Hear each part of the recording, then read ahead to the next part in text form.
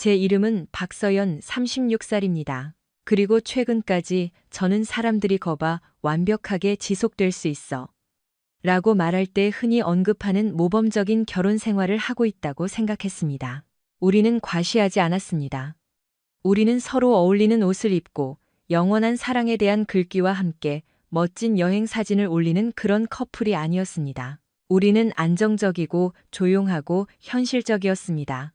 냉장고에 붙어 있는 쇼핑 목록과 다시 지을 여유가 없는 집을 수리하느라 손목에 묻은 페인트 자국으로 표현되는 사랑이었습니다. 8년간의 결혼 생활, 우리가 직접 다시 지은 집 한 채, 2개의 직업, 2개의 다른 세계, 그리고 계속해서 모습을 보이고 계속해서 서로를 선택하면 사랑은 지속될 것이라는 확고한 믿음. 제 남편의 이름은 김민준입니다. 그는 33살입니다. 민준은 항상 큰 창문이 있는 밝은 방, 사람들이 전략, 성장, 그리고 다음 단계에 대해 논의하는 곳에 속한 사람처럼 보였습니다. 그는 시내 컨설팅 회사의 수석 채용 전문가였습니다. 모두가 정장을 멋지게 차려입고 마치 성공 직전인 것처럼 항상 미소를 짓는 그런 곳이었습니다. 저는 정반대였습니다. 저는 제조 공장의 산업 용접공입니다. 11년째입니다. 노조 복리 후생을 받습니다. 안정적인 직업입니다. 입이 너무 피곤할 때조차도 손이 진실을 말해주는 그런 종류의 일입니다. 저는 마치 반사작용처럼 스테인리스 스틸 파이프를 TIG 용접할 수 있습니다. 뜨거운 금속 냄새와 용접이 실패할 때 나는 소리를 압니다.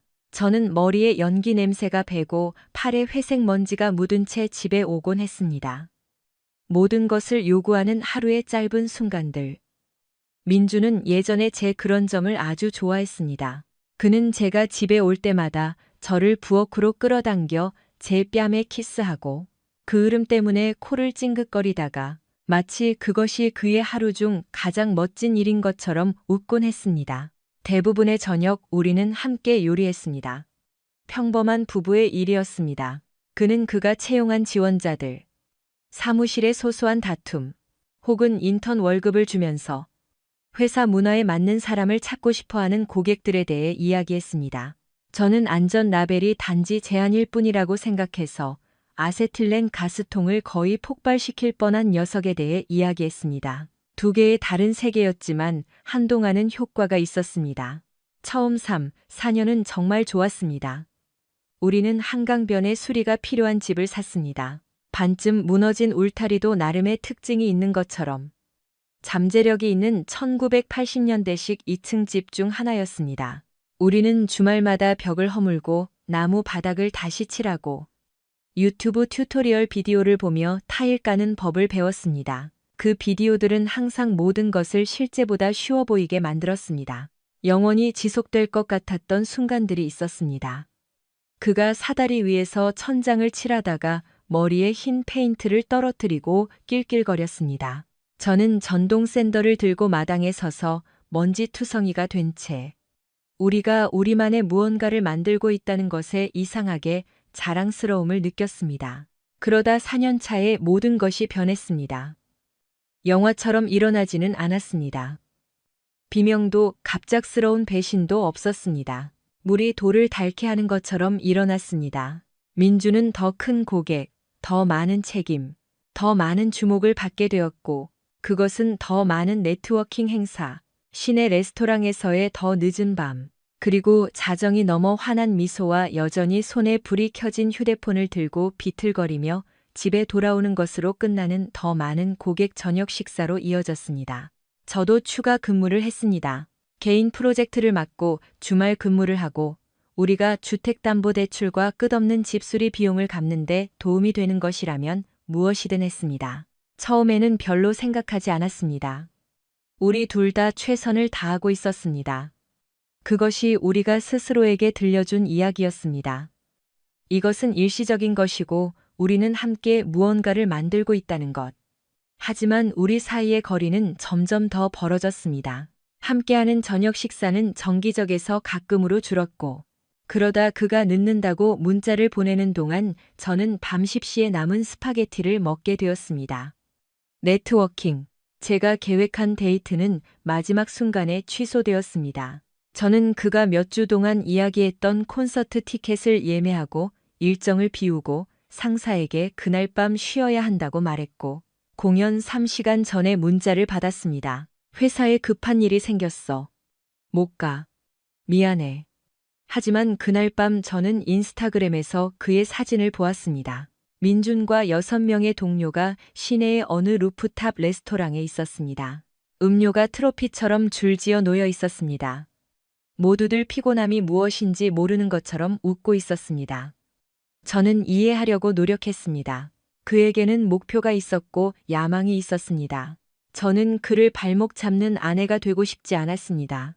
하지만 바뀐 것은 일정뿐만이 아니었습니다. 그가 변했습니다. 그가 저를 보는 방식도 변했습니다. 예전에는 제가 강철토 부츠를 신고 지치고 긁힌 상처투성이로 집에 오면 민주는 마치 제가 인상적이라는 듯이 저를 쳐다보곤 했습니다. 마치 제가 모든 어려움을 극복할 줄 알기 때문에 그가 함께 삶을 만들고 싶어하는 그런 여자처럼요. 그러다 갑자기 저는 배경 소음처럼 되었습니다. 제가 문을 들어서면 그가 다시 휴대폰에 눈을 고정하기 전에 잠깐 쳐다보는 것이 전부일지도 모릅니다. 대화는 짧아지고 거래적이 되었습니다. 수도세 냈어? 오늘 저녁 뭐 먹어? 나 먼저 잘게. 하지만 그는 결코 일찍 자지 않았습니다. 저는 새벽 3시에 깨기 시작했습니다. 복도에서 들려오는 낄낄거리는 소리를 들었습니다. 처음에는 꿈인 줄 알았습니다. 그러다 그것이 그라는 것을 깨달았습니다. 민주는 더 나은 잠을 자기 시작했기 때문에 예비 침실에 있었고 마치 누군가 그를 따뜻하게 해주는 것처럼 휴대폰에 대고 조용히 웃고 있었습니다. 제가 더 이상 해주지 않는 것이었습니다. 제가 누구냐고 물었을 때 그는 죄책감조차 보이지 않았습니다. 일이야 그가 쏘아붙였다. 부산지사는 이제 막 시작했어. 그리고 그렇게 제 결혼은 창고가 되었습니다. 우리가 물건을 보관하고 가끔 마주치는 곳. 저는 그것이 단지 일시적인 것이라고, 평범한 삶이 돌아올 것이라고 계속 생각했습니다. 하지만 평범한 삶은 결코 돌아오지 않았습니다. 진짜 변화는 솔직히 말해서 지수가 나타났을 때 왔습니다. 지수는 민준의 회사에서 일했습니다. 그녀는 45세 정도의 수석 컨설턴트였고 이혼했으며 실제로는 항상 문제에 얽혀 있으면서도 아무도 필요 없다고 입버릇처럼 말했습니다. 그녀는 자주 우리 집에 오기 시작했거나 그들은 몇 시간 동안 영상 통화를 했고 저는 들을 수 있었습니다. 그녀가 조용히 말해서가 아니었습니다. 지수는 속삭임을 믿지 않았지만 그녀는 마치 누군가 듣기를 바라는 것처럼 이야기했습니다. 어쨌든 당신이 그녀보다 돈을 더 많이 벌잖아. 육체 노동자들은 보통 정체되어 있어. 야망이 없지. 당신은 당신의 잠재력을 낭비하고 있어. 당신은 당신의 능력에 맞는 삶을 살 자격이 있어. 그리고 민준이 지수와 함께 있을 때마다 그는 더 차가운 표정으로 집에 돌아왔습니다. 마치 그녀가 그를 다른 사람으로 갈고 닦는 것처럼요. 그는 나는 나 자신을 우선시해야 해. 와 같은 말을 하기 시작했습니다. 그는 그것이 새로운 것인 것처럼 말했습니다. 마치 제가 몇 년 동안 그를 우선시하지 않았던 것처럼요. 마치 그가 잊어버렸을 때 제가 집안일을 떠맡지 않았던 것처럼요. 마치 제가 쓰레기 분쇄기가 막혔을 때 고치고 배수구를 뚫고 보일러 필터를 교체하고 주택담보대출의 절반을 내고 집안일의 절반을 하고 여전히 그가 집에 돌아오고 싶어하는 여자가 되려고 노력하고 또 노력하지 않았던 것처럼요. 저는 모든 것을 시도했습니다. 주말 여행을 위해 호숫가 오두막을 예약했습니다. 그는 우리가 떠나기로 한 날 아침에 여행을 취소했습니다. 긴급 회의 전화. 저는 부부 상담을 제안했습니다.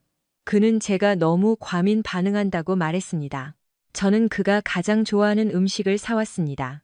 그는 휴대폰을 훑어보면서 거의 맛을 느끼지 못하고 먹었습니다. 우리의 성생활은 규칙적에서 가끔으로 그리고 6개월 만에 완전히 사라졌습니다. 그러고 나서 그는 마치 평범한 집수리 프로젝트인 것처럼 예비 침실로 이사했습니다. 대화도 상의도 없이 그냥 이사했습니다. 그리고 저는 일시적인 단계에 대해 당황하는 아내가 되고 싶지 않았기 때문에 계속 참았습니다. 저는 사람에게 계절이 있는 것처럼 결혼해도 겨울이 있다고 스스로에게 말했습니다. 하지만 겨울과 방치 사이에는 차이가 있습니다. 그 무렵 제 언니 서진이 전화했습니다. 서진은 39살이고 제약 영업을 하며 세계의 군에서 가장 날카로운 혀를 가졌습니다. 그녀는 전화기 화면을 통해 거짓말 냄새를 맡을 수 있었습니다. 그녀는 항상 민준을 의심했습니다. 마침내 제가 모든 것이 힘들다고 인정했을 때 그녀는 사정을 봐주지 않았습니다. 내 남편은 이미 마음 떠났어. 그녀가 말했습니다. 정신 차려. 저는 그녀가 과장한다고 말했습니다. 그녀가 웃었습니다. 그래. 나중에 사과하겠지. 알고 보니 그녀가 옳았습니다. 7개월 전, 민준과 제가 부부로서 서로를 만지지도 않은 지 10주가 되었습니다. 심지어 길게 껴안지도 않았습니다. 정중한 가벼운 접촉 외에는 키스조차 하지 않았습니다. 그래서 마침내 저는 이 문제를 해결하기로 결심했습니다. 저는 토요일이 우리 것이었기 때문에 토요일 아침까지 기다렸습니다. 민주는 부엌에 있었고 마치 그것이 그가 숨쉬는 유일한 방법인 것처럼 휴대폰을 훑어보고 있었습니다. 김이 나는 커피 잔은 옆에 그대로 있었습니다. 저는 그의 맞은편에 앉았습니다. 제 손은 안정적이었지만 제 심장은 그렇지 않았습니다. 우리 얘기 좀 해야겠어. 제가 말했습니다. 우리 사이에 무슨 일이 일어나고 있는지에 대해서. 그는 고개를 들지 않았습니다. 무슨 일? 저는 조용히 말했습니다. 단 한마디의 잘못된 말이라도 모든 것을 깨뜨릴 수 있다고 두려워할 때 하는 방식이었습니다. 우리는 룸메이트잖아. 제가 말했습니다. 우리는 비용을 나눠. 당신은 몇 달 전에 예비 침실로 이사했어. 우리는 거의 말을 안 해. 우리는 친밀하지 않아. 그리고 민준 몇 달이나 됐어. 우리가 뭘 하고 있는지 모르겠어. 마침내 그가 휴대폰을 내려놓았습니다. 그의 얼굴은 텅 비어 있었습니다. 분노도 슬픔도 없이 그냥 무표정한 표정. 마치 제가 근무 일정에 대해 묻는 동료인 것 같았습니다. 나는 더 이상 너랑 자지 않아. 그가 말했습니다. 받아들여. 저는 눈을 깜빡였습니다. 뭐라고? 그의 입은 마치 제가 명백한 것을 이해하지 못하는 것에 짜증이 난 것처럼 비틀렸습니다. 나는 더 이상 신경 쓰지 않아. 그가 말했습니다. 내가 마땅히 받아야 할 삶을 줄 수 없는 아내에게 완벽한 남편인 척하는 것에 질렸어. 그가 마땅히 받아야 할 삶. 저는 마치 한때 유창하게 말했던 언어를 번역하려고 애쓰는 것처럼 그를 빤히 쳐다보았습니다. 왜냐하면 그때 저는 무엇이었을까요? 대리인, 주택담보대출 공동지불인, 용접하고 고치고 지불하고 건설했지만 루프탑 레스토랑에서 그의 옆에 서기에는 충분히 빛나지 않는 여자. 민주는 마치 우리가 경쟁하고 있다는 사실조차 몰랐던 무언가를 방금 이긴 것처럼 거기에 앉아 있었습니다. 감정도 그 모욕 외에는 어떤 설명도 없이, 그리고 최악은 그가 안도하는 것처럼 보였다는 것입니다. 마치 그가 사랑을 주는 척하는 것을 멈출 수 있도록 제가 사랑을 구걸하는 것을 멈추기를 기다렸던 것처럼요. 제 안에서 조용한 무언가를 느꼈습니다. 마비도, 상심도 아닌 침묵. 인생을 바꾸는 결정을 내리기 직전에 일어나는 그런 종류의 침묵. 저는 그를 쳐다보았습니다. 알았어, 제가 말했습니다. 제 목소리는 저 자신조차 놀라게 했습니다. 부드럽고 차분하고 통제되었습니다. 내가 처리할게. 민주는 만족스러운 표정으로 한 번 고개를 끄덕였습니다. 마치 회의를 마친 것처럼요. 그는 휴대폰을 집어들고 예비 침실로 향했고 그것으로 끝이었습니다. 아마도 그는 제가 마침내 새로운 합의를 받아들였다고 생각했을 것입니다. 제가 계속 거기에 살고 주택담보대출의 절반을 내고 집을 유지하고 그가 원하는 누구와든 원하는 것을 하는 동안 그의 일에 간섭하지 않을 것이라고. 그는 제가 무슨 뜻으로 말했는지 전혀 몰랐습니다. 왜냐하면 제가 이 일을 처리하겠다고 말했을 때 저는 깨진 결혼 생활과 함께 사는 법을 배우겠다는 뜻이 아니었기 때문입니다. 저는 그것을 영원히 끝내겠다는 뜻이었습니다. 그날 밤, 저는 전화를 한 통 걸었고, 그것은 연쇄적인 사건의 첫 번째 도미노였습니다. 그리고 저는 그렇게 하면서 울지 않았습니다. 저는 단지 모든 것을 제자리에 놓았습니다. 왜냐하면 상심은 지저분하지만 결과는 훨씬 더 명확하기 때문입니다. 그날 밤 민준이 마치 제가 마침내 치워버린 짐인 것처럼 예비 침실로 사라진 후 저는 부엌에 혼자 서서 집 소리를 들었습니다. 냉장고가 윙윙거렸습니다. 낡은 바닥이 삐걱거렸습니다. 벽 어딘가에서 보일러가 마치 한때 있었던 온기를 기억하려는 듯이 딸깍거렸습니다. 저는 민준이 카운터에 남겨둔 커피 잔을 빤히 쳐다보았습니다. 반쯤 남았고 식기 시작했습니다. 그리고 이상한 것을 깨달았습니다. 그는 단지 저를 사랑하는 것을 멈춘 것이 아니었습니다. 그는 저를 존중하는 것을 멈췄습니다. 그리고 저는 우리 결혼을 그가 원할 때마다 갱신할 수 있는 임대 계약처럼 취급하는 남자에게 애정을 구걸하고 있었습니다. 저는 잠을 잘 수 없었습니다. 정말로 잠을 잘 수 없었습니다. 저는 마지못해 제 것이 된 침대에 옆으로 누워 있었습니다. 그리고 어둠이 가장자리에서 회색으로 변하기 시작할 때까지 천장을 쳐다보았습니다. 눈을 감을 때마다 그의 목소리가 들렸습니다. 받아들여. 그 말은 저를 모욕했을 뿐만 아니라 저에게 도전했습니다. 그리고 아마도 그것이 그의 첫 번째 진짜 실수였을 것입니다. 왜냐하면 수년 동안 무너져가는 집을 지탱해온 여자에게 감히 도전한다면 그녀가 마침내 물러서서 그럴 자격이 있는 사람들에게 결과를 떠넘길 때 놀랄 이유가 없기 때문입니다. 새벽 2시 30분경. 저는 조용히 일어났습니다. 여행 가방을 쿵쿵거리거나 문을 쾅 닫는 종류가 아니었습니다. 더 이상 구걸할 필요가 없다고 결정했을 때의 움직임이었습니다. 저는 옷장에서 더플백을 꺼내 이상하게 침착하고 정확하게 짐을 쌌습니다. 마치 출장을 준비하는 것처럼요. 청바지, 작업복, 더 멋진 셔츠 몇 벌, 세면도구, 노트북, 휴대폰 충전기. 저는 결혼 반지 앞에서 망설였습니다.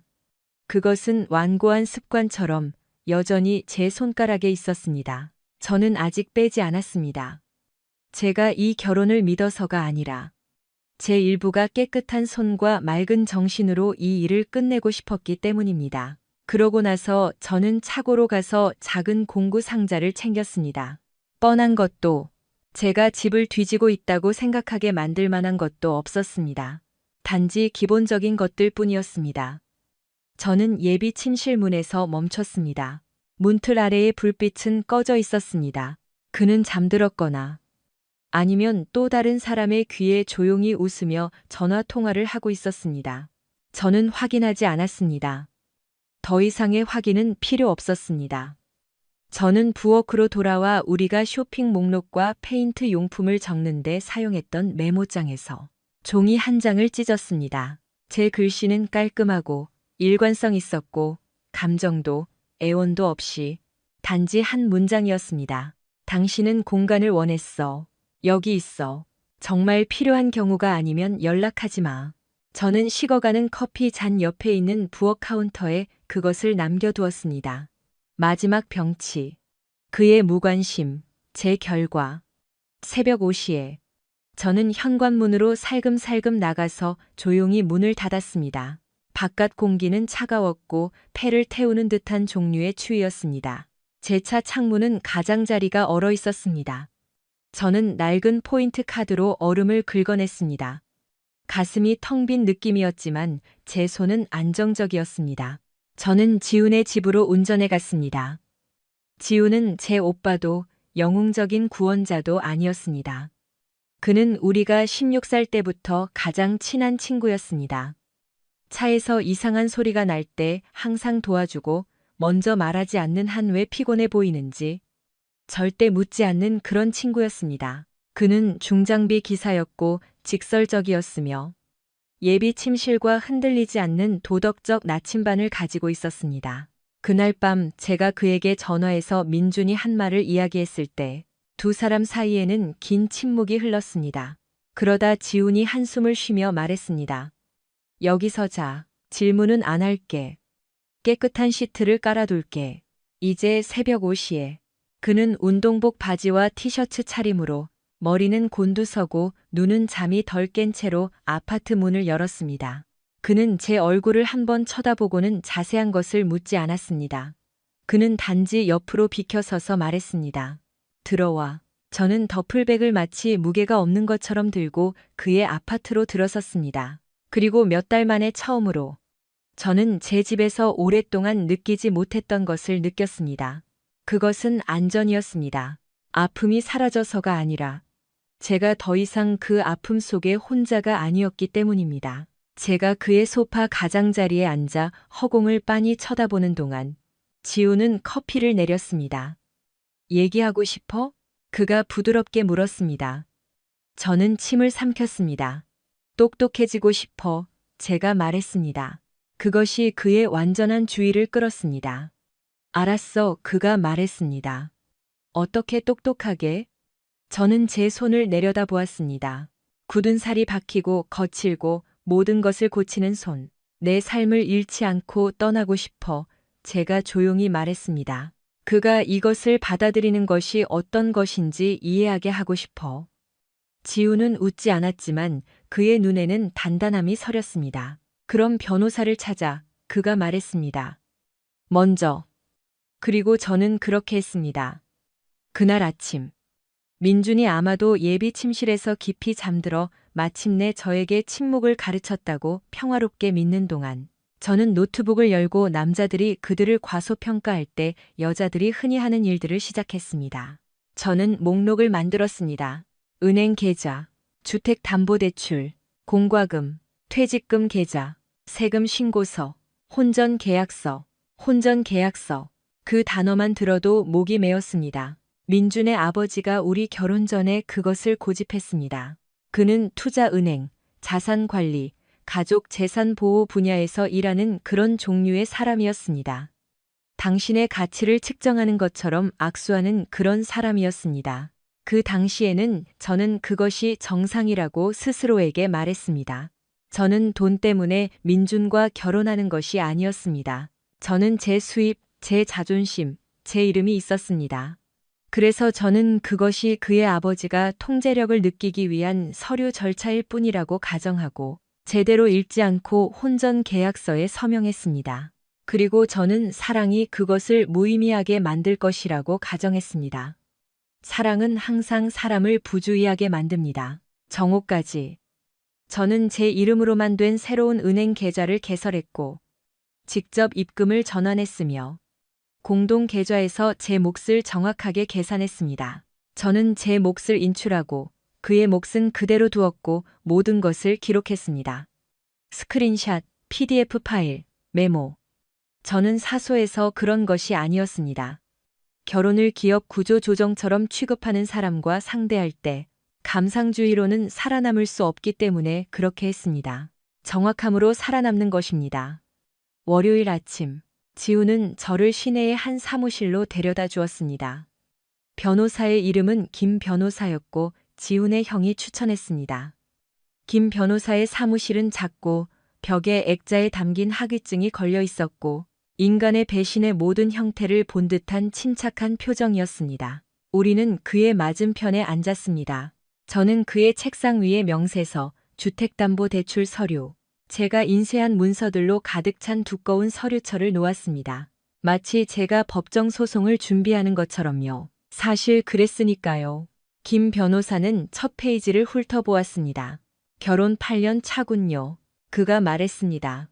공동 재산입니까? 네, 제가 말했습니다. 집, 우리 둘 다 이름이 올라 있습니다.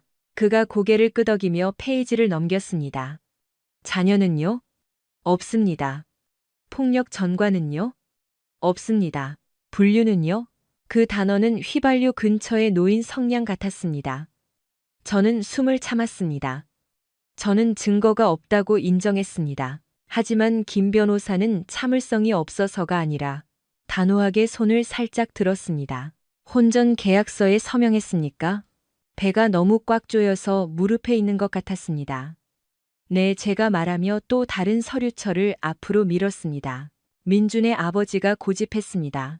김 변호사가 그것을 열었습니다. 그는 한참 동안 조용히 읽었고 저는 마치 검사 결과를 듣는 것처럼 의사의 얼굴을 관찰하듯 그의 얼굴을 관찰했습니다. 그들이 말하지 않는 것을 파악하려고 애썼습니다. 6분 후 그는 멈추고 의자에 등을 기대고 작게 미소 지었습니다. 서연 씨, 그가 마치 아무것도 미리 말하고 싶지 않은 것처럼 조심스럽게 말했습니다. 이 혼전 계약서에는 불륜 조항이 있습니다. 저는 눈을 깜빡였습니다. 그게 무슨 뜻이죠? 그것은 김 변호사가 펜으로 페이지를 가볍게 두드리며 말했습니다. 만약 어느 한쪽이 불륜을 저질렀다는 것이 증명되면 그 사람은 공동 부부 재산과 부양비에 대한 권리를 상실하게 된다는 뜻입니다. 주법과 계약이 어떻게 집행되는지에 따라 불륜을 저지른 배우자에게 심각한 결과를 초래할 수 있습니다. 심장이 귀에서 쿵쾅거렸습니다. 잠시 동안 방이 너무 밝아졌습니다. 저는 늦은 밤 취소된 약속, 닫힌 문 뒤에서 새벽 3시에 들려오던 웃음소리를 생각했습니다. 저는 벽을 통해 독처럼 스며들던 지수의 목소리를 생각했습니다.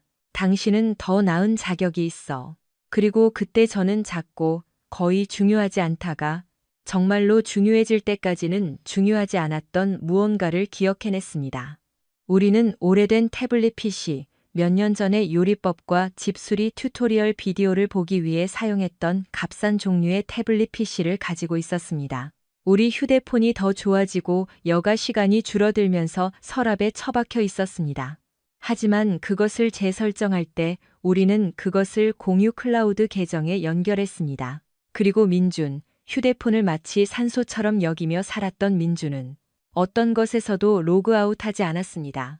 만약 그 태블릿 PC가 여전히 연결되어 있다면 김 변호사의 눈은 제 표정이 변하는 것을 보고 더 날카로워졌습니다. 증거를 찾을 생각을 하고 있군요. 그가 말했습니다. 저는 생각하고 있습니다. 제가 부드럽게 정정했습니다.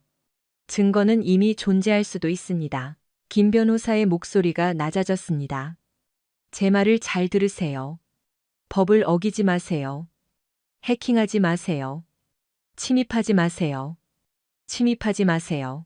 당신 자신을 당신 자신의 사건에서 악당으로 만들 만한 어떤 일도 하지 마세요. 그러지 않을 겁니다. 제가 말했습니다. 왜냐하면 그것이 문제였기 때문입니다. 저는 더러운 방식의 복수를 원하지 않았습니다. 저는 피할 수 없다고 느껴지는 결과를 원했습니다. 김 변호사는 만족스러운 표정으로 한 번 고개를 끄덕였습니다. 만약 당신이 공유 장치와 계정에 합법적인 접근 권한이 있다면 그건 다른 이야기입니다. 그가 말했습니다. 하지만 우리는 이 일을 깨끗하게 처리할 겁니다. 이해했습니까? 네. 그가 서류철을 닫았습니다. 우리가 할 일은 이겁니다. 그가 말했습니다. 우리는 이혼 서류를 준비합니다. 우리는 당신의 재정 상황을 파악합니다. 만약 불륜 증거가 합법적으로 나타나면 우리는 그것을 첨부할 겁니다. 그렇지 않으면 우리는 그냥 진행할 겁니다. 하지만 만약 있다면 그는 문장을 끝내지 않았습니다. 그는 그럴 필요가 없었습니다. 왜냐하면 그 순간 받아들여라는 말은 더 이상 위협처럼 들리지 않았기 때문입니다. 그것은 지도처럼 들리기 시작했습니다. 그 주는 마치 꿀속을 걷는 것 같았습니다. 저는 평소처럼 일하러 갔습니다. 저는 용접했습니다. 저는 출근했습니다. 저는 금속이 긁히는 소리와 열기가 객생거리는 소리를 들었습니다. 그리고 제 결혼 생활 전체가 집안에 잊힌 서랍 속에 있을지도 모른다는 생각을 하지 않으려고 노력했습니다. 지우는 모든 것을 가볍게 유지하려고 노력했습니다. 우리는 그의 소파에서 배달 음식을 먹고 스포츠를 보고 잡담을 했습니다. 하지만 전화가 울릴 때마다 저는 긴장했습니다. 민주는 첫 주에 몇 번 문자를 보냈습니다. 전부 업무적인 것이었습니다. 주택담보대출 만기일이야. 수도세 청구서가 왔어. 보험료 냈어? 아니, 어디야? 아니, 괜찮아? 아니, 우리 얘기 좀 할 수 있을까? 마치 제가 여전히 그에게 몇 가지 자잘한 일을 빚진 전 룸메이트인 것 같았습니다. 그 차가움은 저를 더 아프게 했어야 했습니다. 대신 그것은 모든 것을 명확하게 해주었습니다. 그러다 수요일 밤, 민주는 저를 굳게 만드는 문자를 보냈습니다. 부산행 비행기 탑승. 4일 출장. 부산. 4일. 텅 빈 집. 그리고 저는 여전히 열쇠를 가지고 있었습니다. 심장이 쿵쾅거렸지만 제 마음은 이상하게도 침착했습니다. 저는 문자를 빤히 쳐다보다가 설거지를 하고 있는 지훈을 올려다보았습니다. 그의 출장, 제가 조용히 말했습니다. 지훈이 돌아섰고 제 얼굴을 한번 쳐다보고는 고개를 끄덕였습니다. 같이 가줄까? 그가 말했습니다. 그것은 질문이 아니었습니다. 저는 천천히 숨을 내쉬었습니다. 네, 왜냐하면 저는 그 집에 혼자 돌아갈 수 없었기 때문입니다. 머릿속이 맴돌고 가슴에 8년간의 상처가 목적으로 변한 채로는 절대 불가능했습니다. 그날 밤 저는 새벽 1시 2분까지 기다렸습니다.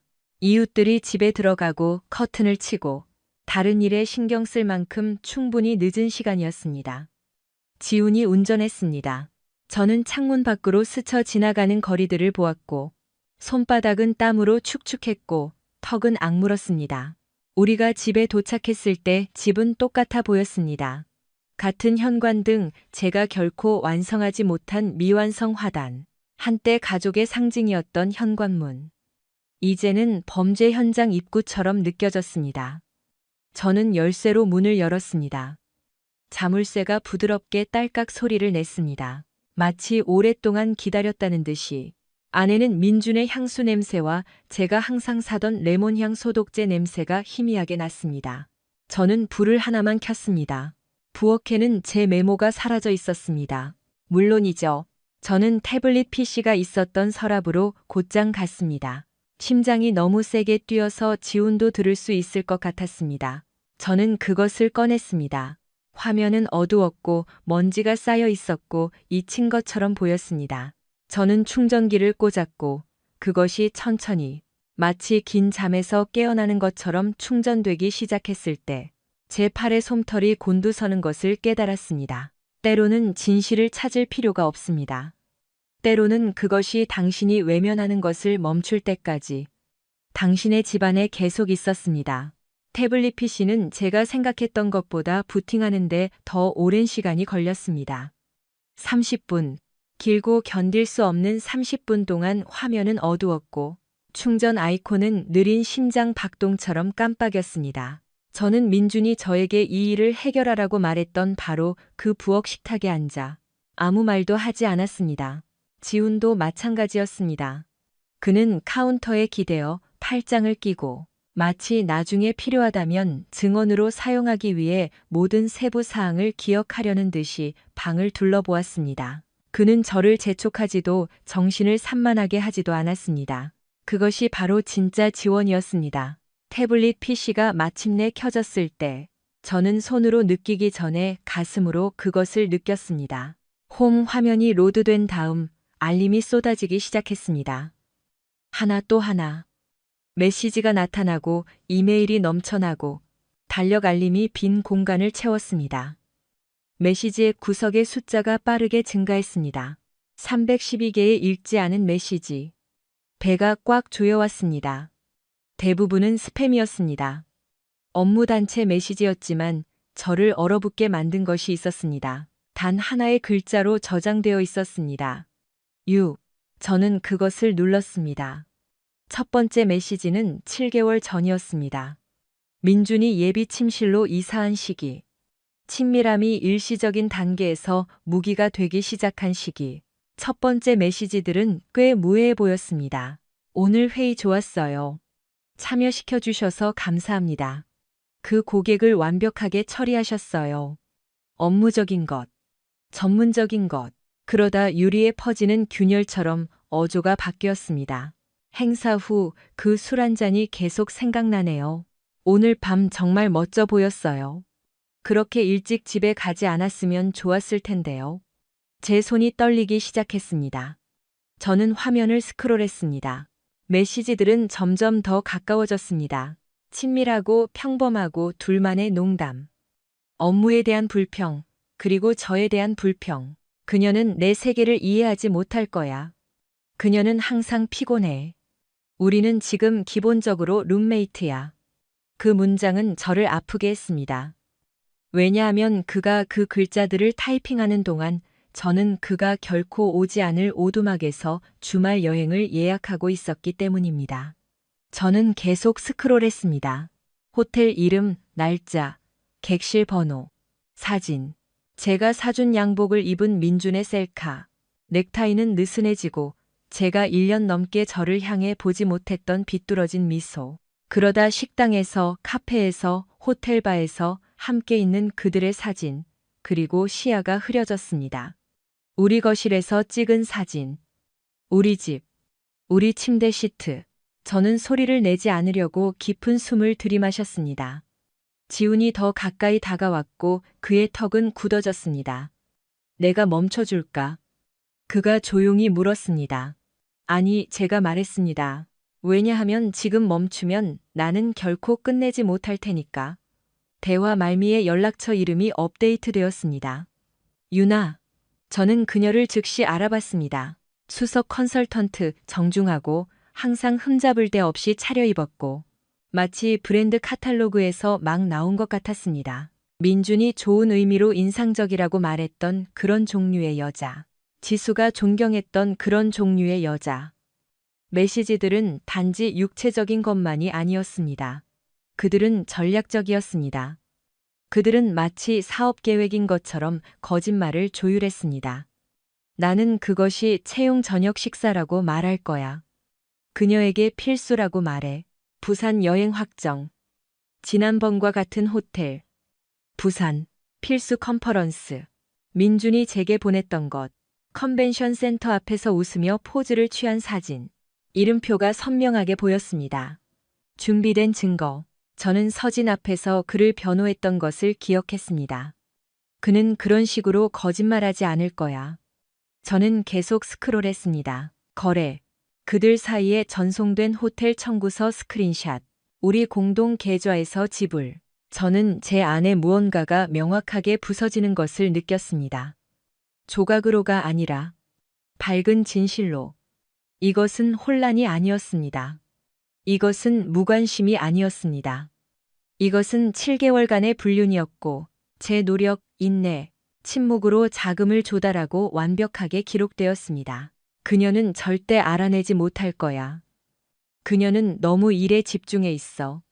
당신은 나를 살아있게 만들어. 저는 스크롤하는 것을 멈췄습니다. 제 손은 마비되었습니다. 지훈이 코로 천천히 숨을 내쉬었습니다. 정말 철저하네, 그가 말했습니다. 강철처럼 확실하네, 제가 속삭였습니다. 왜냐하면 그 순간 저는 배신당한 아내처럼 느껴지지 않았기 때문입니다. 저는 사건 파일처럼 느껴졌습니다. 저는 모든 것을 스크린샷으로 찍었습니다. 모든 메시지, 모든 사진, 모든 날짜와 영수증. 저는 서두르지 않았습니다. 저는 울지 않았습니다. 저는 일했습니다. 끝났을 때 저는 모든 것을 김 변호사에게 이메일로 보냈습니다. 제목, 공유장치 증거.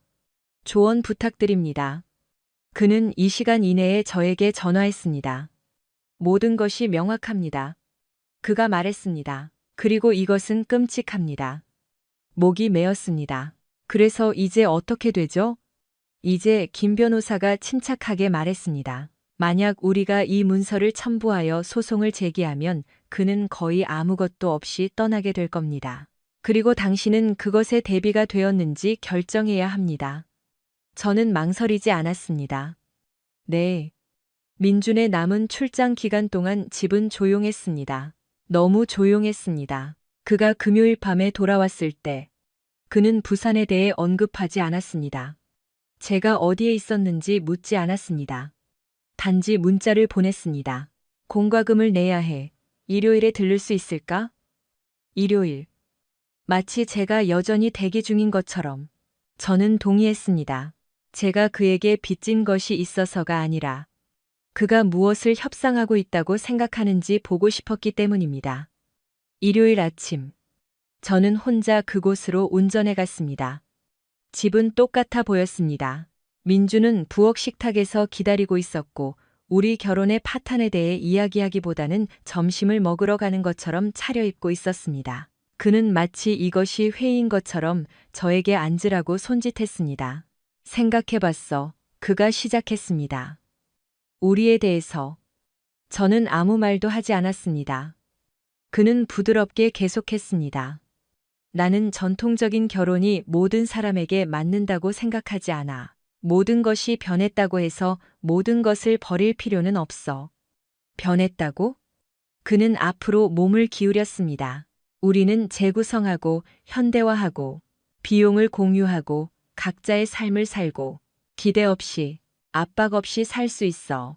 저는 메시지, 호텔방, 거짓말을 생각하며 그를 빤히 쳐다보았습니다. 나는 더 이상 부부관계에 관심이 없어. 그가 말했습니다. 하지만 우리는 집을 유지하고 안정을 유지할 수 있어. 그게 합리적이야. 놀라웠습니다. 그 대담함, 제가 그가 편안함을 유지할 수 있도록 제 자신의 지위 격하를 받아들였다는 확신. 저는 작게 미소 지었습니다. 그럴 수 있겠네. 제가 말했습니다. 그의 얼굴에 안도의 빛이 스쳤습니다. 몇 가지 물류 문제를 해결해야 해. 제가 덧붙였습니다. 하지만, 우리는 할 수 있어. 그가 만족스러운 표정으로 고개를 끄덕였습니다.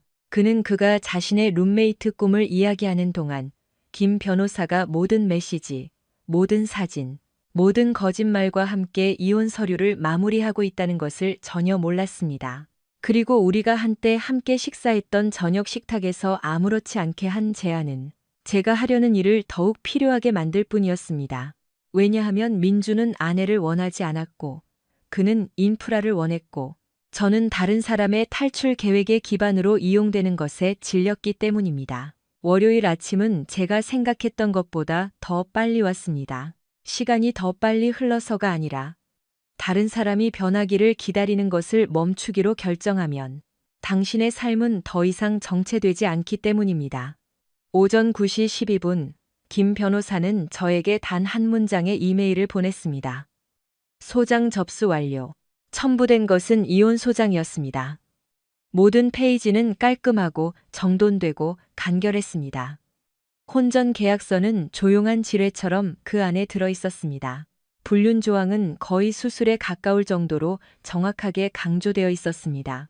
그 뒤에는 스크린샷, 사진, 청구서, 타임스탬프가 있었습니다. 민준의 7개월간의 이중 생활이 증거로 인쇄되고 라벨이 붙여졌습니다. 왜냐하면 그것이 바로 그것이었기 때문입니다. 저는 한참 동안 이메일을 빤히 쳐다보았습니다. 그러고 나서 노트북을 닫았습니다. 왜냐하면 그 순간부터 시작된 것을 막을 수 있는 것은 아무것도 없었기 때문입니다. 김 변호사는 제가 의문을 제기하지 않은 전략적 결정을 내렸습니다. 민주는 근무 시간 중에 직장에서 모두 앞에서 소장을 받게 될 것이었습니다. 왜요? 제가 물었습니다. 왜냐하면 그는 당신의 결혼을 비즈니스 거래처럼 취급했기 때문입니다. 김 변호사가 대답했습니다. 그래서 우리는 그의 조건에 맞춰 그를 만날 겁니다. 저는 자세한 것을 묻지 않았습니다. 저는 상상하고 싶지 않았지만 명백히 상상력은 필요 없었습니다. 왜냐하면 민준이 제가 알도록 했기 때문입니다. 제 휴대폰은 오후 3시 30분경에 한 번, 두 번, 그리고 또 한 번 울리기 시작했고 저는 받지 않았습니다. 제가 확인했을 때 23개의 부재중 전화, 카운트다운처럼 쌓이는 음성 메시지가 있었습니다. 그날 밤 저는 그 녹음들을 들었습니다. 지우는 옆에 앉아 있었고 커피 테이블에는 증인처럼 피자 상자가 열려 있었습니다. 첫 번째 녹음은 혼란스러웠습니다. 서연아, 이게 무슨 일이야? 방금 사무실에서 서류를 받았어. 나중에 전화해. 두 번째는 분노에 차 있었습니다. 내가 방금 무슨 짓을 했는지 알아? 모두가 봤어. 내 팀 전체가 봤어. 정말 창피했어. 다섯 번째 메시지가 되자 그의 목소리는 떨리고 있었습니다. 어른들은 이런 식으로 문제를 해결하지 않아. 당신은 나랑 얘기하려고 노력조차 하지 않았어. 저는 녹음을 일시 중지했습니다. 지훈이 작게 코웃음을 쳤습니다. 받아들여라고 말한 녀석치고는 대담한 발언이네. 다음 메시지들은 뒤섞여 있었습니다. 분노, 애원, 비난. 당신은 과민 반응하고 있어. 이건 복수야. 당신은 나를 파멸시키려고 하고 있어. 그리고 나서 제발 전화해줘. 그 말은 저를 거의 웃게 만들 뻔했습니다. 거의. 왜냐하면 민주는 제가 애원할 때 이야기하고 싶어 하지 않았기 때문입니다. 그는 침묵을 원했습니다. 그리고 이제 침묵은 제가 그에게 주는 유일한 것이었습니다. 저녁 7시경 지훈의 아파트 초인종이 울렸습니다. 우리는 서로를 쳐다보았습니다. 저는 물을 필요가 없었습니다. 지훈이 문을 열었습니다. 민주는 마치 폭풍을 겪은 것처럼 그곳에 서 있었습니다. 넥타이는 느슨해졌고, 눈은 충혈되었고, 머리는 헝클어져 있었습니다. 그가 네트워킹 행사에서 갑옷처럼 입었던 자신감은 사라졌습니다. 그는 묻지도 않고 지훈을 밀치고 제가 소파에 앉아 침착하게 신발을 벗고 피자를 먹고 있는 것을 보고 멈칫했습니다. 무슨 짓을 한 거야? 그가 다그쳤습니다. 그의 목소리는 분노가 아니라 공포로 떨리고 있었습니다. 내가 나를 직장에서 소장을 받게 했어. 그가 더 큰 소리로 계속했습니다. 모두 앞에서. 그게 내 평판에 어떤 영향을 미쳤는지 알아? 저는 한 입 더 베어 물었습니다. 내가 스스로 해결하라고 했잖아. 제가 침착하게 말했습니다. 그래서 내가 한 거야. 그는 마치 낯선 사람을 만난 것처럼 저를 쳐다보았습니다. 너는 그럴 수 없어. 그가 쏘아붙였다. 너는 내 사적인 메시지를 훔쳐봤어. 그건 불법이야. 너를 고소할 거야. 저는 침착하게 커피 테이블에 있는 태블릿 PC를 집어들고 잠금을 해제하고 메시지 대화창을 열었습니다. 저는 아무것도 소리내어 읽지 않았습니다. 그럴 필요가 없었습니다. 저는 단지 화면을 그에게 기울이고 천천히 스크롤했습니다. 메시지 다음 메시지, 사진 다음 사진, 호텔 다음 호텔. 저는 그의 얼굴이 변하는 것을 보았습니다. 창백해지고, 턱이 굳어지고, 눈이 마치 더 이상 존재하지 않는 탈출구를 찾는 것처럼 휙휙 돌아갔습니다. 그는 앞으로 달려들었습니다. 지훈이 즉시 우리 사이에 끼어들었습니다. 그를 만지지 않았습니다. 단지 거기에 서 있었습니다. 벽처럼. 여기서는 뺏는 거 없어. 지훈이 조용히 말했습니다. 여기서는 뺏는 서 있었습니다. 민준의 목소리가 떨렸습니다. 아무 의미 없어. 그가 저를 다시 쳐다보며 말했습니다. 이해 못하겠어. 유나는 중요하지 않아. 끝났어. 저는 눈썹을 치켜 올렸습니다. 언제 끝났는데? 침묵. 그의 입이 열렸습니다. 그리고 다시 닫혔습니다. 아무 말도 나오지 않았습니다. 저는 천천히 고개를 끄덕였습니다. 그래, 제가 말했습니다. 5초 전에. 그때 지수가 나타났습니다. 누가 그녀를 불렀는지, 그녀가 얼마나 오랫동안 서성거렸는지는 모르겠지만, 그녀는 마치 무대에 오르는 것처럼 지훈의 아파트로 들이닥쳤습니다. 정말 역겨워. 그녀가 저를 가리키며 쏘아붙였다. 실수 한 번 했다고 8년을 망칠 셈이야? 마침내 저는 일어섰습니다. 지수는 민준을 쳐다보지도 않았습니다. 그녀는 결과가 닥쳤을 때 결코 그러지 않았습니다. 이건 전형적인 거야. 그녀가 계속했습니다. 남자들은 항상 바람을 피우고 여자들은 용서할 것으로 기대돼. 하지만 남자가 방치당했다고 느끼고 다른 곳에서 위안을 찾으면 갑자기 그가 악당이 되는 거지. 지훈이 웃음기 없이 코웃음을 쳤습니다. 그는 지수에게 말했습니다. 당신은 3번 이혼했고 3번 다 바람 피워서였잖아. 그녀의 얼굴이 붉어졌습니다. 나는 단지 내 친구가 성장하는 것을 돕고 있었을 뿐이야. 그녀가 되받아쳤다. 그가 자신의 잠재력을 깨닫도록 돕는 것. 당신은 자기 자신을 투영하고 있는 거야. 제가 침착하게 말했습니다. 그리고 이제 그가 당신과 같은 결과를 마주하고 있어서 화가 난 거지. 지수가 입을 열었다가 닫았다가 그러고 나서 가부장제와 배신에 대해 중얼거리며 밖으로 뛰쳐나갔습니다. 저는 머물지 않았습니다. 저는 재킷을 서둘러 입고 더 이상 말없이 떠났습니다. 저는 이 시간 동안 운전했습니다. 목적지도 없이 단지 움직임만이 있었습니다. 왜냐하면 때로는 종결이 대면에서 오지 않기 때문입니다. 때로는 누군가 이야기를 다시 쓰기 전에 떠나는 것에서 옵니다. 제가 자정 넘어 지훈의 집에 돌아왔을 때 민주는 사라졌습니다. 지수도 마찬가지였습니다. 제 휴대폰이 한 번 울렸습니다. 서진의 문자였습니다. 내가 그를 직장에서 소장을 받게 했다고 들었어. 너무 자랑스러워서 울고 싶다. 저는 그날 처음으로 미소 지었습니다. 왜냐하면 민준이 결코 이해하지 못했던 것은 이것이었기 때문입니다. 저는 그를 상처 주기 위해 이혼 소송을 제기한 것이 아니었습니다. 누군가 당신에게 자신의 진짜 모습을 보여주면 그들을 믿는 것이 유일하게 올바른 반응이기 때문에 소송을 제기한 것입니다. 그리고 그는 저에게 모든 것을 보여주었습니다. 법적 결과는 김 변호사가 예측한 대로 끔찍하고 짧게 진행되었습니다. 민준의 변호사는 48시간 이내에 그에게 연락했습니다. 처음에는 자신감과 강경한 태도로 가득했습니다. 그들은 태블릿 PC에서 얻은 증거에 대해 반박하며 사생활 침해라고 주장하고 불법적인 접근을 암시했습니다. 김 변호사는 1시간도 안 되어 그 주장을 반박했습니다. 공유 클라우드 계정, 공유 장치, 공동 거주지, 완벽하게 기록된 설정 이력. 그러고 나서 그들은 혼전 계약서의 증거를 제시하며 민준이 감정적 압박 속에서 서명했으며 그의 아버지가 적절한 법률 자문 없이 강요했다고 주장했습니다.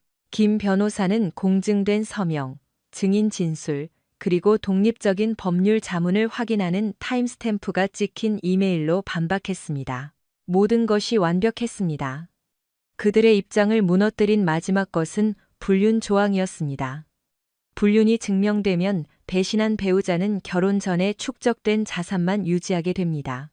집 소유권도 축적된 저축도 배우자 부양비도 없습니다. 수치를 검토한 후 민준의 변호사는 합의를 권고했습니다. 소송은 민준이 회수할 수 있는 것보다 더 많은 비용이 들 것이었습니다. 민준은 그것을 받아들이지 않았습니다. 그의 문자 메시지 어조는 빠르게 후회해서 비난으로 바뀌었습니다. 너는 너무 빨리 움직이고 있어. 이건 복수야. 너는 나를 창피하게 하는 것을 즐기고 있어. 저는 답장하지 않았습니다. 저는 모든 것을 김 변호사에게 전달했습니다. 저는 침묵이 기록될 때 더 효과적이라는 것을 배웠습니다. 소송을 제기한 지 2주 후 저는 낯선 사람에게서 페이스북 친구 요청을 받았습니다. 한지석. 계정은 진짜처럼 보였습니다. 전문적인 사진, 공통 친구, 아무것도 없었습니다. 메시지는 안녕하세요. 좀 이상하게 들릴 수도 있지만 혹시 민준의 아내인 박서연 씨인가요? 제 본능은 무시하는 것이었지만 호기심이 이겼습니다. 네, 누구시죠? 답장은 거의 즉시 왔습니다. 저는 어제부터 유나의 남자친구 또는 전 남자친구입니다. 제 노트북에서 그녀와 당신 남편 사이의 메시지를 발견했습니다. 그녀가 결혼한 줄 몰랐습니다. 정말 죄송합니다. 저는 화면을 빤히 쳐다보다가 한숨을 쉬었습니다. 우리는 1시간 넘게 문자를 주고받았습니다. 알고 보니 유나는 몇 달 동안 지석을 속이고 항상 늦게까지 일하거나 컨설팅 출장을 간다고 거짓말했습니다. 민준의 이혼이 공개되자 그녀는 당황해서 두 사람 모두와의 연락을 끊었습니다. 지석은 즉시 모든 것을 끝냈습니다. 그는 형의 도움을 받아 같은 날 이사했습니다. 그의 형은 분명히 민준과 유나를 하늘로 날려버리고 싶어 했습니다. 놀라운 것은 공통된 상처가 아니었습니다. 지석의 어조였습니다. 침착하고 직설적이고 어둡게 유머러스했습니다. 제가 거짓말쟁이와 데이트하는 재주가 있는 것 같아요. 그가 농담했습니다. 이력서에 그걸 적어야겠어요. 저는 큰 소리로 웃었습니다. 그것이 저를 놀라게 했습니다. 약 15개의 메시지 후 그는 만약 커피 마시면서 끔찍한 전 애인에 대해 이야기하고 싶다면 저는 기꺼이 함께하겠습니다. 강요는 아니에요. 라고 썼습니다. 저는 한참 동안 그 문장을 빤히 쳐다보다가 커피 좋아요라고 타이핑했습니다. 우리는 그 토요일 오후에 시내의 작은 카페에서 만났습니다. 모두가 지석이라고 부르는 한지석은 프리랜서 사진작가였습니다. 상업사진, 몇몇 결혼식, 인내심과 자존심 없는 주의력을 요구하는 종류의 일이었습니다. 그는 너무 많이 공유하지도 서두르지도 유나나 자신을 변명하지도 않았습니다. 우리는 일에 대해 자신의 본능에 대한 신뢰를 다시 쌓는 것이 얼마나 이상한지에 대해 깔끔한 교훈 대신 진실을 원하는 사람들에게 배신을 설명하는 것이 얼마나 피곤한지에 대해 이야기했습니다. 커피 한 잔은 다음 주 저녁 식사로 이어졌습니다. 그리고 밀크쉐이크, 그리고 길고 편안하고 긴장도 절망도 없이 단지 존재하는 것만으로도 충분한 대화. 저는 조용히 당황하거나 폭발하지 않고 깨달았습니다. 이것은 몇 달 만에 처음으로 제가 다른 사람을 위해 안정적인 역할을 할 필요가 없는 것이었습니다. 물론 민주는 그것을 알아차렸습니다. 공통된 인맥들이 이야기했습니다. 그의 문자 메시지는 날카로워졌습니다. 그래서 이게 복수구나. 그녀의 전 애인과 데이트하는 거? 네가 어떤 사람인지 정확히 증명하고 있네. 저는 답장하지 않았습니다. 하지만 지수는 물론 답장했습니다. 그녀는 제가 다른 남자를 이용하여 제 자존심을 만족시키고 결과를 요구하는 여자들은 단지 쓴소리꾼일 뿐이라는 것을 증명하고 있다는 내용의 긴 문자를 보냈습니다. 저는 지석에게 그 문자를 보여주었습니다. 그는 그것을 2번 읽고 저를 올려다 보았습니다. 답장할까? 저는 고개를 끄덕였습니다. 그는 침착하게 타이핑했습니다. 지수 씨, 모든 것이 당신의 재앙에 관한 것은 아닙니다. 서연 씨와 저는 둘 다 같은 그룹의 사람들에게 속았다는 공통점이 있습니다. 차이점은 우리가 결과에 대한 이데올로기를 탓하는 대신 함께 앞으로 나아가고 있다는 것입니다. 제발 투영하지 마세요. 그러고 나서 그는 그녀의 번호를 차단했습니다. 제게 휴대폰을 돌려주었습니다. 됐어? 완벽해. 제가 말했습니다. 합의 심리는 5주 후에 예정되었습니다.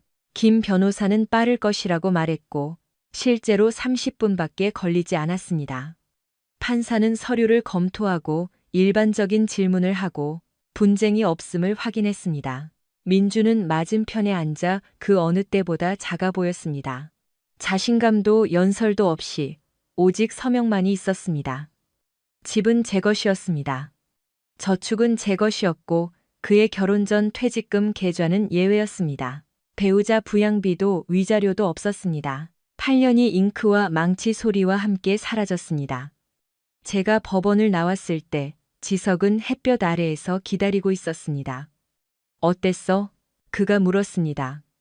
순조로웠어. 제가 말했습니다. 끝났어. 그가 부드럽게 미소 지었습니다. 자유를 축하하며 점심 먹을래? 2개월 후 삶은 더 안정적이고 더 좋았습니다. 지석과 저는 천천히 하지만 꾸준히 발전했습니다. 그는 제 집에 셔츠 몇 벌을 두었습니다. 지훈을 만났고 서진을 만났는데 그녀는 즉시 승인했습니다. 그것은 로또 당첨보다 더 드문 일이었습니다. 소문을 통해 저는 민준의 삶이 서서히 무너지고 있다는 것을 들었습니다. 유나는 결과가 닥쳤을 때 사라졌습니다. 지수도 문제가 더 이상 흥미롭지 않을 때 사라졌습니다. 민주는 도시 반대편의 작은 아파트로 이사했습니다. 그의 소셜미디어는 자신감에서 치유와 성장에 대한 모호한 게시물로 바뀌었습니다. 이런 일이 나에게 일어날 줄은 몰랐어. 라고 외치는 듯한 게시물이었습니다. 그러다 어느 토요일 아침 모든 것이 다시 폭발했습니다. 그리고 이번에는 제 현관에서 일어났습니다. 토요일 아침은 제가 가장 좋아하는 날이 되었습니다. 극적인 일이 일어나서가 아니라 아무 일도 일어나지 않았기 때문입니다. 지석은 전날 밤 제 집에서 잤습니다. 우리는 거의 주의를 기울이지 않고 영화를 보고 중요하지 않은 것들에 대해 새벽 2시까지 이야기했습니다. 인상을 남기거나 무언가를 고치려는 목적이 없는 그런 종류의 대화, 단지 존재하는 것. 그 아침 그는 제 부엌에 있었고 제 낡은 셔츠 중 하나를 입고 소매를 걷어붙이고 마치 그곳에 속한 것처럼 계란을 만들고 있었습니다. 그리고 오랜만에 처음으로 그것은 저를 두렵게 하지 않았습니다. 저는 차고에서 공구를 정리하고 있었습니다. 모든 것이 깔끔하게 정리되고 제자리에 놓여 있을 때의 평온함. 크고 단호한 노크 소리. 그리고 또 하나 정중하지도 참을성 있지도 않고 긴급하고 화가 난 소리. 저는 헝겊에 손을 닫고 앞쪽으로 향했습니다. 문에 도착하기 전에 저는 문이 열리는 소리를 들었습니다. 지석의 목소리, 침착하지만 경계하는 목소리. 무엇을 도와드릴까요? 그리고 또 다른 목소리. 제가 너무나 잘 아는 목소리. 배가 꽉 조여왔습니다. 제가 모퉁이를 돌았을 때 저는 민준이 제 현관에 서 있는 것을 보았습니다. 초대받지 않았고 통제불능의 표정이었습니다. 그의 눈은 저를 보자마자 즉시 저를 향했습니다. 그러고 나서 그의 시선은 지석에게로 그리고 다시 저에게로 향했습니다. 그의 얼굴은 1초도 안 되어 3가지 감정을 거쳤습니다. 충격, 분노, 그리고 거의 절망에 가까운 무언가. 장난해? 그가 큰 소리로 말했습니다. 벌써 그와 함께 있는 거야? 지석은 주걱을 든 채 꼼짝도 하지 않았습니다. 여전히 침착했습니다. 안녕, 민준, 그가 평탄하게 말했습니다. 세상 참 좁네. 민준의 얼굴이 일그러졌습니다. 역겨워, 그가 쏘아붙였다. 너는 나를 상처 주기 위해 이러는 거야. 제가 앞으로 나섰습니다. 나는 그가 누구인지 정확히 알아. 제가 말했습니다. 내가 바람피운 바로 그 사람에게 속은 사람. 그건 복수가 아니야. 그건 그냥 우연의 일치야. 민준이 쓴 웃음을 지었습니다. 몇 초 만에 극복했네. 그가 말했습니다. 8년이야, 서연.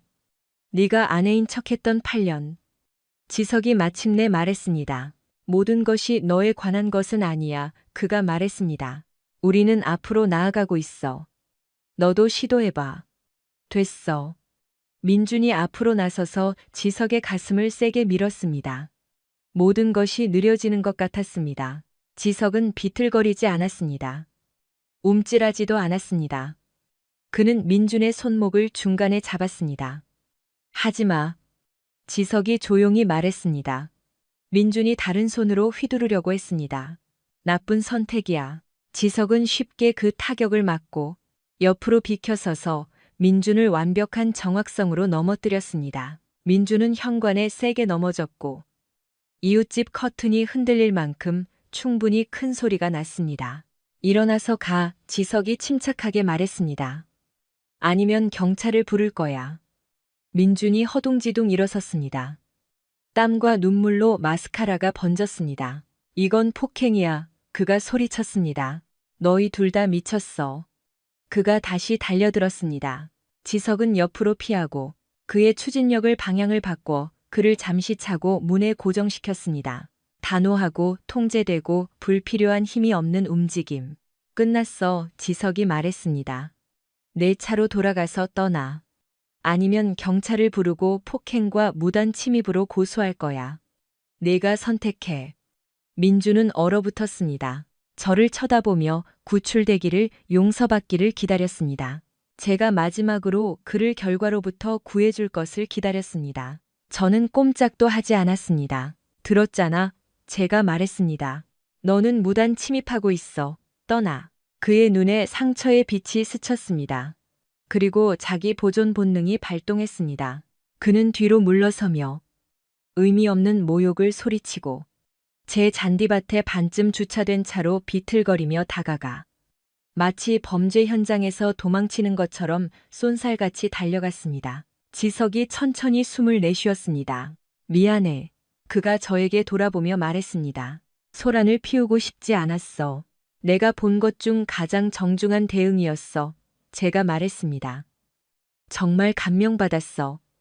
그가 활짝 웃었습니다. 계란이 식었을 거야. 그럴 만한 가치가 있었어. 제가 말했습니다. 1시간 후 서진이 전화했습니다. 방금 비디오 봤어. 그녀가 즐겁게 말했습니다. 무슨 비디오? 3명의 이웃이 모든 것을 촬영했습니다. 여러 각도에서 액자에 넣을까 생각 중이야. 그러지 마. 너무 늦었어. 그녀가 말했습니다. 지석은 공식적으로 영원히 모든 휴일에 초대받았어. 며칠 후 민주는 마지막 문자를 보냈습니다. 내 남자친구를 폭행으로 고소할 거야. 내 변호사가 충분한 증거가 있다고 했어. 저는 그 문자를 김 변호사에게 전달했습니다. 그는 10분 후에 답장했습니다. 그에게 계속하라고 말해. 우리는 그가 2번이나 신체적 접촉을 시작했다는 비디오가 있어. 나는 무단 침입, 괴롭힘, 폭행으로 맞고소할 거야. 그는 질 거야. 저는 김 변호사의 문자를 그대로 전달했습니다. 저는 민준에게서 다시는 아무 소식도 듣지 못했습니다. 3개월 후 삶은 조용했습니다. 좋은, 조용한 지섭과 저는 여전히 함께했습니다. 견고하고 편안했습니다. 그는 제 일을 존중했습니다. 용접이 멋지다고 생각했습니다. 질문을 했습니다. 실제로 들었습니다. 주말에는 다시 제 차고에서 사람들이 돈을 지불할 의향이 있는 맞춤 제작품을 만들었습니다. 민주는 자신이 마땅히 받아야 한다고 생각했던 생활 방식을 유지하기 위해 저축을 다 쓴 후 부모님과 함께 다시 살게 되었습니다. 지수는 4번째 이혼을 했습니다. 저는 더 이상 신경 쓰지 않았습니다. 왜냐하면 진실은 이것이었기 때문입니다. 최고의 복수는 굴욕이 아닙니다. 분노가 아닙니다. 심지어 승리도 아닙니다. 그것은 평화입니다. 오르 인자 갈고 괴로우 모고 가되게. 민주는 저에게 우리 결혼이 끝났다는 것을 받아들이라고 말했습니다. 그래서 저는 그렇게 했습니다. 단지 그가 예상했던 방식이 아니었을 뿐입니다.